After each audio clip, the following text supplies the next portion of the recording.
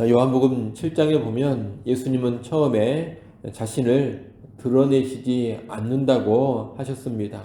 그런데 지금은 성전에서 가르치시고 또 공개적으로 다니십니다.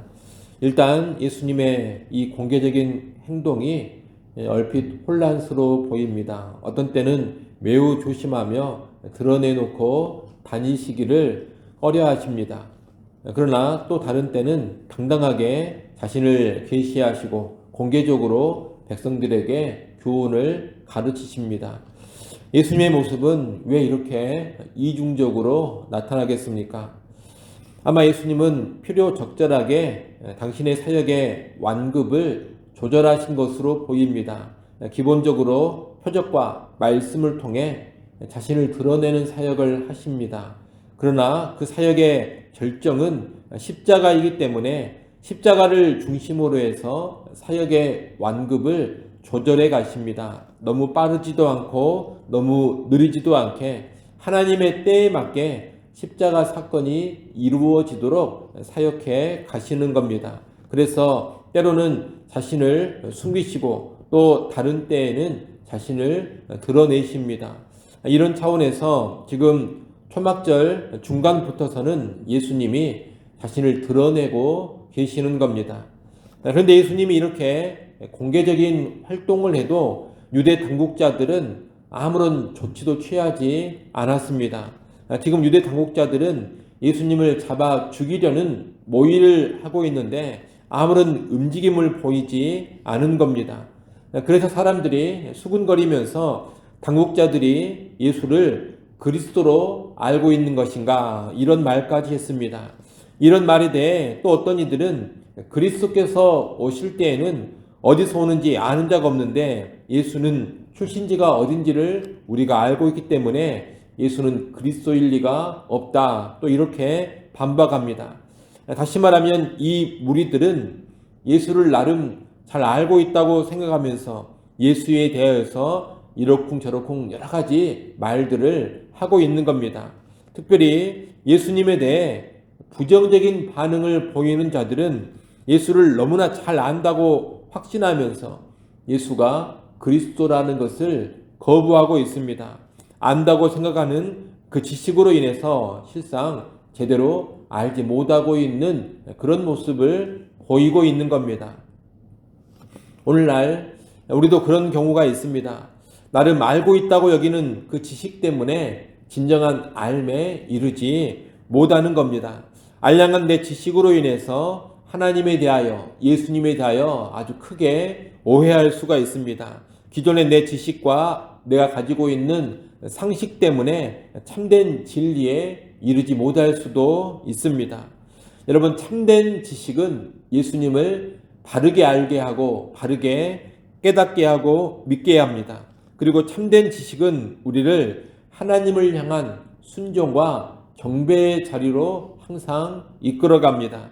이 세상의 많은 사람들은 스스로 잘 알고 있다는 그런 착각에 빠져서 예수님을 거부하고 믿지 않습니다.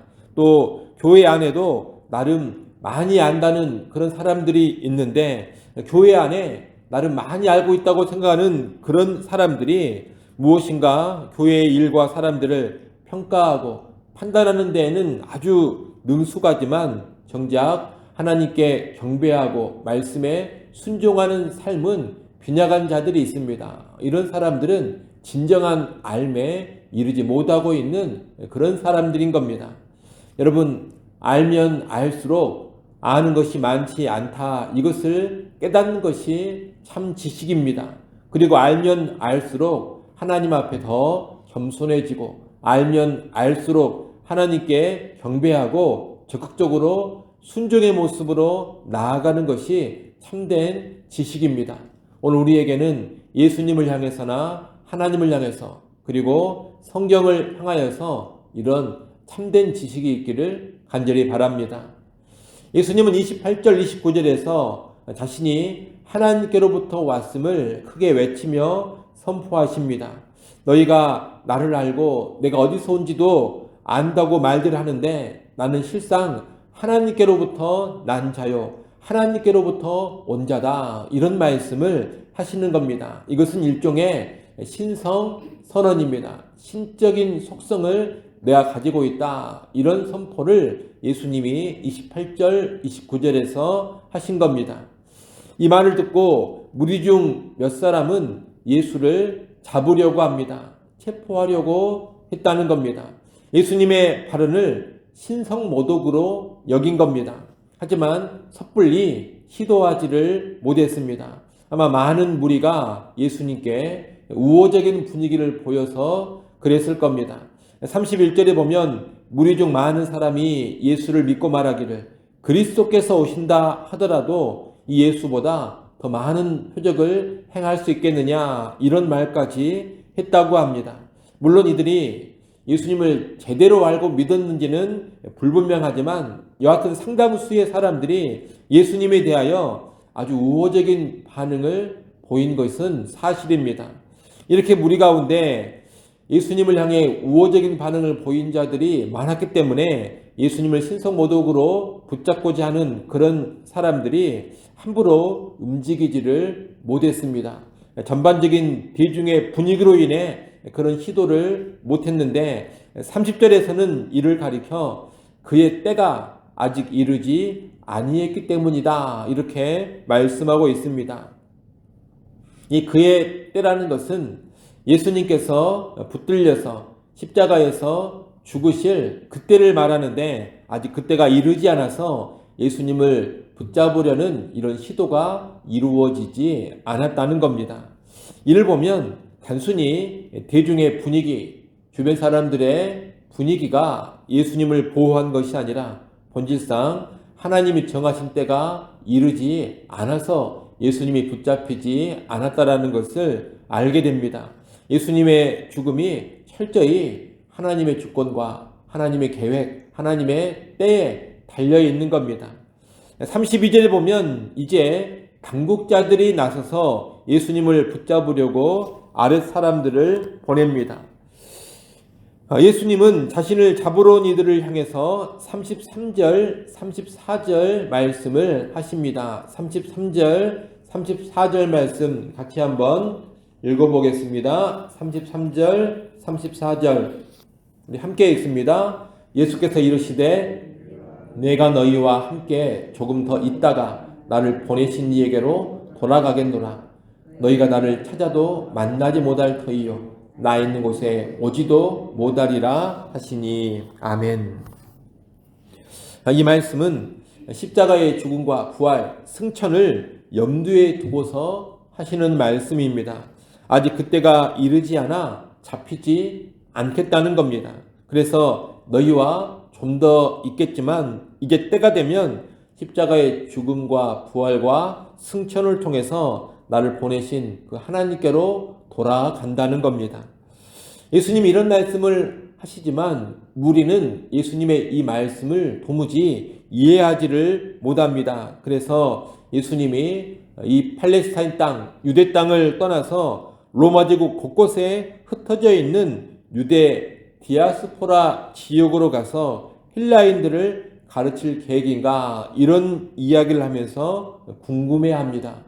이러한 예수님과 무리 앞에서 예수님을 붙잡으려고 온 자들, 바리새인이 보낸 자들은 어떻게 손을 쓰지를 못합니다. 예수님의 권위에 눌리고 압도당해서 체포할 엄두를 내지 못한 겁니다. 우리는 이상의 모습을 보면서 하나님의 주권과 하나님의 때라는 것을 생각해 보게 됩니다. 여러분, 사람들이 뭔가 주도하고 권력자들이 무언가 주관하는 이 세상처럼 보여도 더 근본적으로 무엇이 있느냐? 하나님의 주권이 있고 하나님의 때가 있습니다. 하나님의 뜻, 하나님의 허락이 있어야지만 무슨 일이든 이루어지는 겁니다. 예수님께서 잡히시는 때, 그리고 십자가에서 죽으시는 때는 예수님을 그토록 죽이고 싶어하는 자들이 결정하는 것이 아닙니다. 그들이 상당한 권력을 가지고 있고 아랫사람들을 명령하고 부리는 그런 자들이라 하더라도 자기들이 실상 결정할 수가 없다는 겁니다. 그들은 자기가 원하는 때에 예수님을 붙잡고 싶어 하지만 하나님이 허락하시지 않으면 예수님을 붙잡지 못합니다. 그들은 자기들이 원하는 때에 예수님을 죽이고 싶어 하지만 하나님이 허락하지 않으면 절대로 예수님을 잡아 죽이지를 못하는 겁니다. 그 일은 그때는 오직 누구의 주권에 달려 있느냐? 하나님의 주권에 달려 있습니다. 여러분, 예수님의 이 죽음과 십자가 사건만 그런 것이 아니라 본질상 세상의 모든 일들이 다 그러합니다. 하나님의 주권과 하나님의 뜻이 있습니다. 그리고 하나님의 때가 있습니다. 사람이 아무리 길을 쓰고 무언가 이루고자 하더라도 하나님이 허락하시지 않으면 안 됩니다. 사람이 아무리 뭔가 성취하고 뭔가 성공하고 싶다 하더라도 하나님의 때가 이르지 않으면 절대로 안 되는 겁니다. 좋은 일만이 아니라 악한 일도 마찬가지입니다. 악한 음모를 꾸민다 하더라도 하나님이 허락하지 않으시면 이루어지지 않는 것이고, 악한 자들이 악한 일들을 진행한다 하더라도 그 일을 이루고자 하시는 하나님의 때가 되어야지만 악한 일도 성취가 되는 겁니다. 우리가 이것을 알고 확신할 때 우리는 이 땅을 담대함과 평안함으로 살아갈 수가 있습니다. 왜 담대함과 평안함으로 살아갈 수 있겠습니까? 사람들이 어떤 일을 결정하는 것이 아니라 나를 사랑하고 나를 선하게 인도하시는 하나님의 주권과 때에 모든 것이 달려있다. 이것을 알기 때문에 항상 담대할 수가 있는 것이고 평안할 수가 있는 겁니다.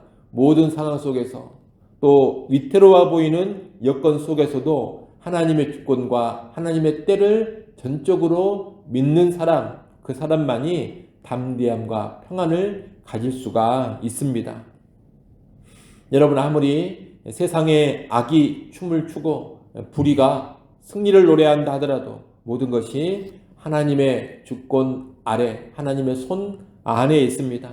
하나님의 뜻, 하나님의 때가 임하지 않으면 체포되는 일도 없고 죽는 일도 없습니다. 하나님의 뜻이 있고 때가 될 때 잡히더라도 잡히는 것이고 죽더라도 죽는 겁니다. 우리는 이것을 분명히 확신하고 살아야 하겠습니다. 이 확신이 있어야지만 세상의 불의에 굴복하지 않고 악의 잔치에 참여하지 않을 수 있는 겁니다.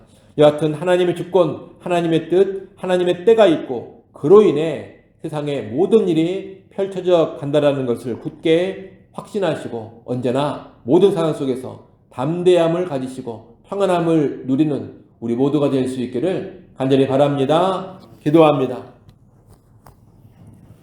하나님 아버지, 예수님의 체포, 예수님의 죽음, 이 모든 것이 유대인들의 뜻, 권력자들의 뜻, 그들의 의사에 달려있는 것이 아니라 하나님의 주권과 하나님의 허락과 하나님의 때에 달려있음을 보았습니다. 오늘 우리의 인생의 모든 것, 우리가 살아가는 이 세상의 모든 일들도 하나님의 주권, 하나님의 뜻, 하나님의 때에 달려있다라는 것을 굳게 믿게 하여 주옵소서. 하나님의 주권을 전적으로 신뢰하면서 우리의 모든 형편, 모든 상황 속에서 담대함을 갖게 하시고 평안함을 누리게 하여 주옵소서. 내가 체포되지 않는 것, 내가 흥하고 망하는 것, 내가 건강하고 병약한 것, 내가 살고 죽는 것, 이 모든 것이 하나님께 달려있다는 이 분명한 주권의식을 가지고 이 땅에 하루하루 살아가게 하여 주옵소서.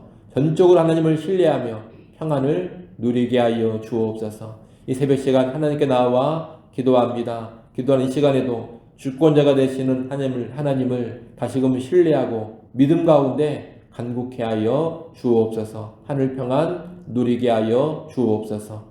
예수님의 이름으로 기도드리옵나이다. 아멘.